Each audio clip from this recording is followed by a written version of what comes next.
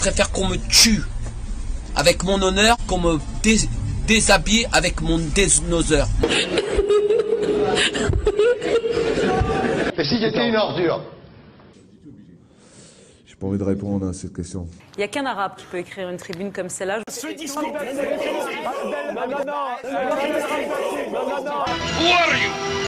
C'est moi qui pose les questions, grand-père. Qui êtes-vous?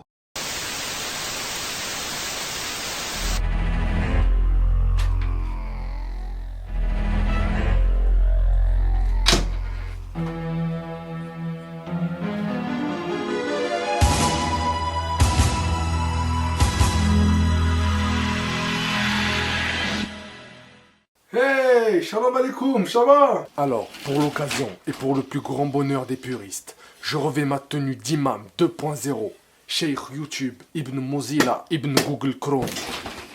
Je veux, bien entendu, parler de la possession des djinns. Afin d'éviter d'entrer dans un langage un peu trop ésotérique, nous allons procéder à un topo. Je sais pas pourquoi je parle comme ça. Les djinns sont des êtres invisibles vivant dans une autre dimension et celle-ci en même temps, et d'après les dires de certains, auraient la capacité de posséder, contrôler ou habiter un être humain. Bon, revenons à nos moutons, revenons à la possession, je vais essayer de vous montrer en 2 points que cette croyance relève tout simplement de la superstition. Premièrement, il faut savoir que la croyance du pouvoir des djinns d'habiter un être humain ne relève ni des dogmes, ni des fondements islamiques. En effet, il relève plutôt du domaine subsidiaire de la foi. Or, tout ce qui relève de ce domaine est sujet à la divergence. La divergence est une miséricorde en islam. On ne peut pas tous être du même avis sur tous les domaines. Cette divergence ne date pas d'hier, et de nombreux savants sont catégoriques les concernant. Par exemple, il y a eu divergence d'opinion entre Aïcha et Ibn Abbas radhiyallahu anhum au sujet du prophète sallallahu alayhi wa sallam à propos du voyage nocturne. Est-ce que le prophète a vu Dieu? Oui pour Ibn Abbas, non pour Aïcha. Partant de ce postulat, ne pas croire en la possession ne remet absolument pas en cause la validité de la foi. Deuxièmement, les hadiths, paroles prophétiques, concernant la possession sont des hadiths relativement faibles. Il s'agit en général de hadiths singuliers. Hadiths rapportés sans satisfaire les conditions du notoire. Alors maintenant, ma question est la suivante. Comment des hadiths peuvent-ils être aussi faibles pour un sujet aussi gros? C'est extraordinaire. Si vraiment la possession serait un phénomène avéré, il y aurait quelque chose de plus concret, de plus solide que ces hadiths. Des hadiths ne peuvent pas imposer un élément aussi fondamental, tu comprends? Alors, effectivement, dans le Coran, on trouve 2 versets. Parmi les textes authentiques et non explicites, dans la sourate Al-Baqarah, sourate 2, verset 275, ceux qui mangent l'intérêt ne se tiennent au jour du jugement dernier que comme celui que le toucher de Satan a bouleversé. Tous les exégètes affirment qu'il s'agit d'une scène qui se produira le jour du jugement dernier. Donc déjà, t'as faux. Également aussi dans la sourate 38, sourate Sad, verset 41, et rappelle-toi Ayoub, notre serviteur, lorsqu'il appela son Seigneur. Le diable m'a touché par la détresse et la souffrance. Alors ça veut dire que le prophète Ayoub aurait été possédé par le diable? Le hadith relaté par Ata ibn Rabbah. Ata dit, Ibn Abbas me dit, veux-tu que je te montre une femme parmi les gens du paradis? Je dis oui. Il dit, cette femme noire est venue voir le prophète, que la paix et la bénédiction de Dieu soient sur lui, et lui a dit, je suis épileptique et quand je suis en crise, je me découvre. Prie Dieu pour moi. Il dit, si tu veux, tu patientes et tu recevras le paradis en récompense. Et si tu veux, je prierai Dieu pour qu'il te guérisse. Elle dit, je patienterai, mais prie Dieu pour moi, pour que je ne me découvre plus. Il pria pour elle. Si cette femme aurait été bel et bien possédée par un djinn, est-ce que le prophète sallallahu alayhi wa sallam l'aurait laissée dans cet état? Parmi les textes explicites, mais pas authentiques.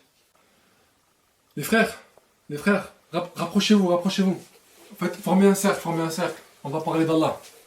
Ad-Daraktuni, Ad-Darami et Ahmad rapportent d'après Ibn Abbas radiallahu anhu qu'une femme emmena son fils au prophète sallallahu alayhi wa sallam et lui dit: Ô messager de Dieu, mon fils a des crises de folie au moment de notre déjeuner et de notre dîner. Le messager de Dieu sallallahu alayhi wa sallam lui passa la main sur la poitrine et pria pour lui. Aussitôt l'enfant vomit et le djinn qui l'habitait sortit de son ventre tel un chiot noir. Ce hadith est faible de même que toutes ces versions. Alors attends, juste 30 secondes, attends, même pas 2 minutes. Dans la sourate El-Naml, sourate les fourmis, Sulayman alayhi salam, qui vivait en Palestine, avait autorité sur les hommes, les djinns et les animaux. il ordonna à un djinn de lui apporter le trône de la reine de Saba qui se trouve au Yémen et en un clin d'œil. Alors un petit calcul. Supposons la distance entre Jérusalem et Sanaa d'environ 2000 km, que la durée d'un clin d'œil dure 0,3 secondes, admettant que le djinn n'ait que des feux verts, qu'il récupère le trône et l'amène devant Soleiman alayhi salam, simple rapport de distance sur le temps, 4000 divisé par 0,3, plus de 13 000 km par seconde, soit 40 fois la vitesse du son. Un microbe, tellement il est petit, il faut regarder que le microscope, chromosome, il peut te rendre handicapé ou te tuer. Mais un djinn hypersonique, non. Comment ça se passe? Les fils, ils se touchent plus. Le compteur en haut, il a explosé. T'exploserais dans tous les sens si te touchais. Mais au fait, pourquoi la possession maintenant? Pourquoi les grands médecins arabes, Ibn Sina, Ibn Rushd, Ibn al-Baytar, al-Kindi, n'ont jamais cité ou évoqué ces causes surnaturelles? Pour une raison qui me dépasse, les musulmans se sont adonnés à l'obscurantisme et aux idéologies pré-islamiques, dès le déclin de l'âge d'or de l'islam. L'émotion l'a emporté sur la raison.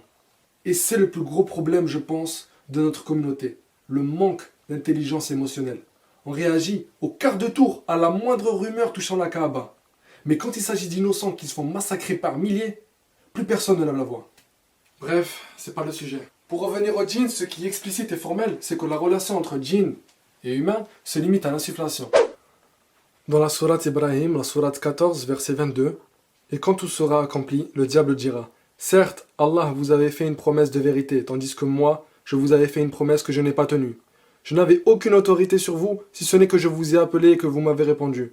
Ne me faites donc pas de reproches, mais faites-en vous à vous-même. » Le prophète sallallahu alayhi wa sallam confirme ceci en disant « La louange est à Dieu qui a limité sa ruse de Satan à l'insufflation. » Ces crises que nous observons, et que je ne vais pas tarder à recevoir en vidéo commentaire, relèvent de la psychologie et de la psychiatrie.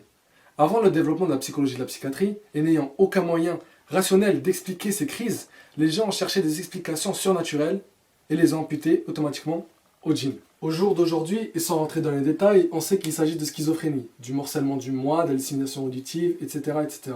Il s'agit d'une maladie qui se soigne très bien. Seulement, il faut aller consulter. Et consulter chez le bon. Chez l'imam, chez le psychologue, chez le psychiatre. Pour clôturer, et encore une fois pour que ce soit parfaitement clair, mes propos ne vont pas dans le sens de renier un fondement de la foi. Mes convictions personnelles sont que les musulmans se sont retournés et ont complètement immergés dans la croyance magique, comme dans un mécanisme de défense contre tout ce qui est désagréable dans la vie, comme la misère matérielle, le manque de soins, le manque de foi ou le sentiment d'exclusion, que l'on se trouve dans un pays musulman ou non. La question que l'on devrait tous se poser est, sommes-nous plus croyants que les compagnons et le prophète sallallahu alayhi wa sallam? Pourquoi est-ce que le prophète acceptait-il la maladie? Acceptait-il de se faire soigner par des médecins? Et ne cherchait pas à se libérer de son mal par une ruqya ou autre chose que le doua? Le fait qu'il ait souffert du froid, de la faim, de la tristesse, des deuils successifs des personnes qu'il a aimées, n'est-ce pas là un message qu'il était un peu plus cartésien et pragmatique? Ne voulait-il pas nous enseigner que la vie est une lutte réelle et l'appel aux forces surnaturelles autres qu'Allah est vain? Le prophète aurait pu utiliser un miracle pour garder près de lui Khadija ou Ibrahim, mais non, il a gardé ce miracle pour nous, sa nation, où nous aurons tous besoin de son intercession. Il a préféré vivre sur terre comme n'importe quel homme, sans jamais laisser de place à la magie ou au surnaturel. Il a tracé un chemin entre chaque musulman et Dieu, et fermé toutes les brèches par lesquelles peuvent s'infiltrer les confesseurs, les marabouts, les charlatans et autres intermédiaires. Il nous a appris, sallallahu alayhi wa sallam, que la gloire du musulman réside dans l'effort, aussi bien sur le plan spirituel que sur le plan moral.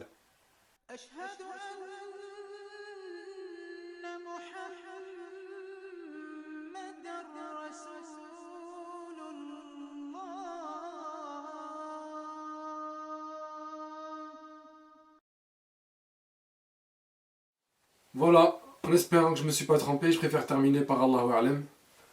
Parce que vous savez, un très grand homme a dit apparemment, les Arabes et les Français, ça se mélange pas. Les Français et les Arabes, c'est comme l'huile et le vinaigre. Mettez-les dans la même bouteille, ils se sépareront. Pourquoi vous les séparez, les Arabes? Parce que ceux qui croient à l'intégration ont des cervelles de colibri. شوف هسي أنا وسيد نربوة وراني مسكون مركوب.